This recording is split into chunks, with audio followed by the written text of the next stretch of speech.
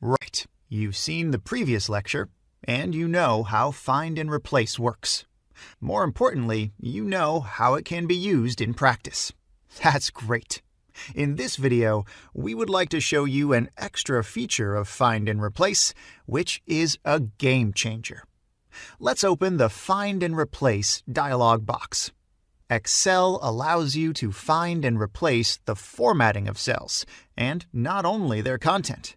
And this can be invaluable. We've heard stories of people working for several hours, replacing colors, number formats, headings, and so on. Literally sleeping in the office and working like little elves. If they only knew that all of this could be done through a few clicks. Press the Format button, and then precisely select the format you are looking for. It could be a number category, like currency, or date. Alternatively, you could search for cells whose text is aligned to the left, for example, or for cells where a certain font is used, and so on. More importantly, you can combine these formatting characteristics. For example, you can look for a date format, which is written in bold. Okay? Let's try to find all cells in the sheet with a yellow fill color and replace their fill color with light blue. I'll click on Format. Then, under the Fill section, I'll select Yellow and we'll press OK. Then I'll do the same to select the light blue color.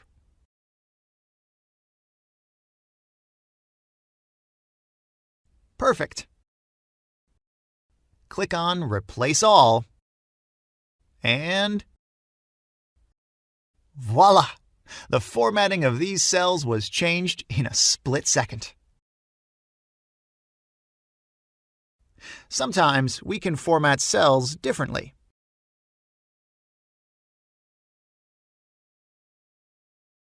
Do you see the tiny arrow on the right side of the Format button?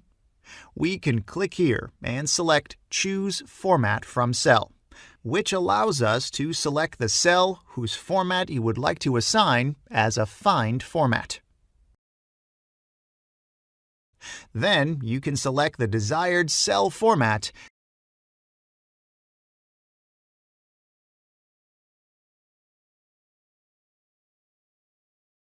and press Replace All.